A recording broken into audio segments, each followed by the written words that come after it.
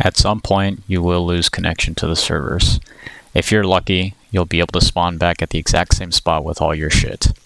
Other times, you won't be able to reconnect regardless of what you are doing. This could mean that the servers are down and you won't be let back in. If the servers are down, you can keep trying until they're back up and expect to have all of your stuff with you. If it happens to be a client-side error, you only have 10 minutes to get back before all of your stuff is lost. This can become frustrating if you're trying to recover loot off your dead body and you lose connection. When the servers reset, you're going to spawn back at the main base and your dead body with all your loot will be lost. The devs definitely wanted to punish players for disrespecting their terrain in this update. The map is littered with steep sloping hills and ridges meant to impede LOS travel that can sneak up on you, especially in the night. I do get away with sliding down this massive mountain over here, but I have never tried recreating this, and I don't know if there's a way to do it safely and consistently. My general rule of thumb is to look for where the grass is, and anything that's shaded in brown I avoid. You can even see me reevaluate my life decisions here when encountering what looks like a very benign switchback, but 9 times out of 10 it's better to not risk it and just go around. On a scale from harmless to give up, I'd rate the 0.4 AI as potentially dangerous. The times where they actually are dangerous is when they catch you off guard or you aggro a large group of AI all at once. When clearing a large area such as a village, the AI can respawn without warning. My best advice here is to keep an internal clock for how much time you've spent clearing one area and just always be ready. Bro, they're respawning. The village is coming back from the dead. You can suddenly aggro patrols on the road when emerging from the tall grass. AI can also spawn at neutral combat outposts, so keep that in mind before you run in, ready to sell to your vendors. The good thing is that AI spawn zones seem to be limited to roads and large named mission areas. So once I hop this fence out of YBL, I'm basically home free. When fighting multiple AI, you can either choose to dispatch everyone quickly from one position, or change cover after each peak. I typically go for the former. What you're seeing here is how ineffective I am on full auto. Apparently it's good for PvP, but it definitely is a waste of ammo for me in PvE. And before you say that it's a skill issue, understand that it's all about finding what works for me, and you'll see soon that single fire does the trick. The AI can move in weird ways, so it's best to conserve ammo whenever you can. I prefer to headshot the AI one by one outside of their detection cone. Engaging at night where their vision is shorter is extremely effective.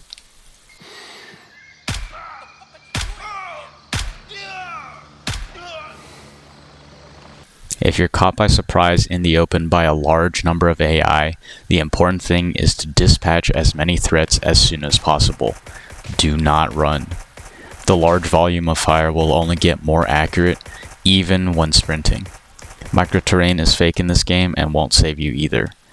Just shoot them, heal yourself, and finish the rest.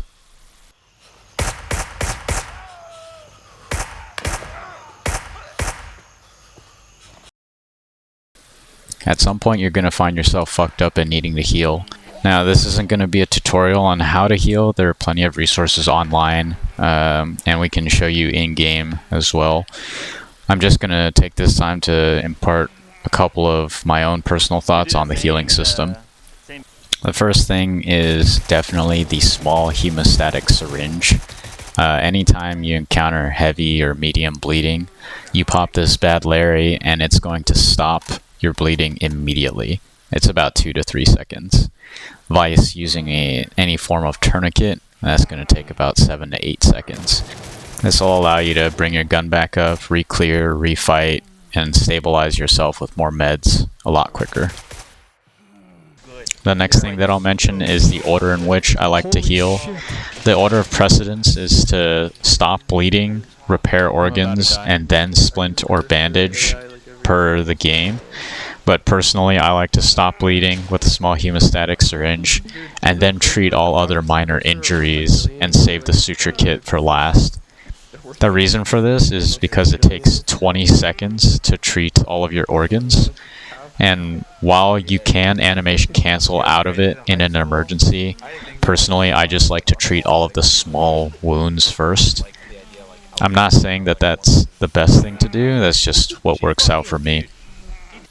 Really quickly, somewhat along the lines of meds, are these strychnine injectors, which allow you to double sprint for an entire minute before you need to use a suture kit and repair your organs. This is really good for traversing large areas of the map or finding LZs, and it gets you 400 meters in a minute. Compare that to if you were to do your single sprint all the way until you run out of stamina, walk while your stamina regens, and sprint again. You're only going to get about 250 meters in that minute.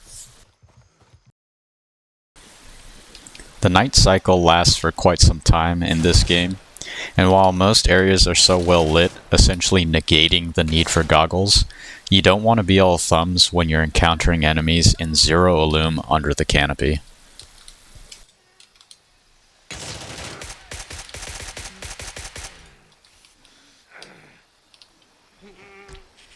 Even when it's light enough to see outside, the AI typically have their flashlights turned on, giving away their exact position.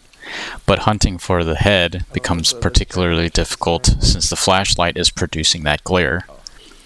If you use NVIDIA DLSS in your graphics setting like I am in this clip, you may encounter a lot of disorienting and unplayable factors like red dot bloom, wild muzzle flashes, halos from every cultural light, all while being shot at and blinded by a flashlight. I would almost say that shooting silhouettes in the dark is more preferable than to using the IR laser in this setting, because I can barely see the target because of the reflection. An interim change I used was just using the Viz laser, but as you can see it's hard to find that clean headshot, and there's considerations for your signature as well. What I ended up doing was switching over to TSR and foregoing the DLSS frame generation, which offered a more smooth goggle experience. I just bring all of this up to say that you need to mess with your graphics settings and figure out what works best for you, and always have a backup plan in mind in case your goggles are not working for you.